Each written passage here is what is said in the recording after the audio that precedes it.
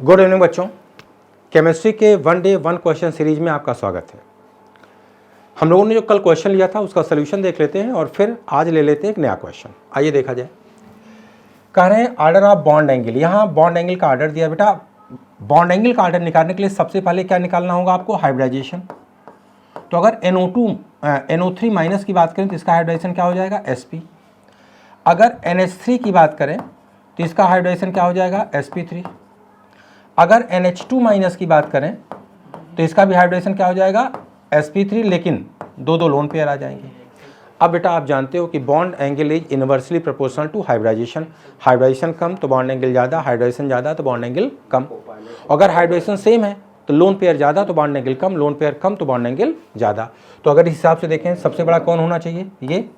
उसके बाद यहाँ सिंगल लोन पेयर और यहाँ दो लोन पेयर हैं तो लोन पेयर ज़्यादा तो बॉन्ड एंगल कम, ये आर्डर आना चाहिए। यही आर्डर दिया गया, इसका मतलब ये सही है।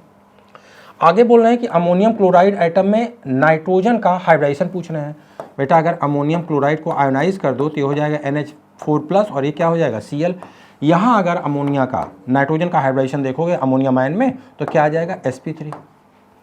देख लो हाइब्रिडाइजेशन क्या है? sp3d दे रहे हैं तो गलत हो गया। इन्होंने क्या पूछा था? करेक्ट ऑप्शन पूछा था, तो राइट आंसर फर्स्ट आपका हो गया।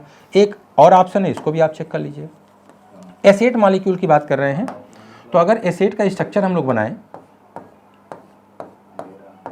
अब यहाँ किसी एक सल्फर को अगर आप देख लो, यहाँ सल्फर लगा लो, एक सल्फर को देख लो तो इसके बैलेंस सेल में अगर इलेक्ट्रॉन्स की बात करते हो तो क्या आ जाएगा? 3s2 3p4।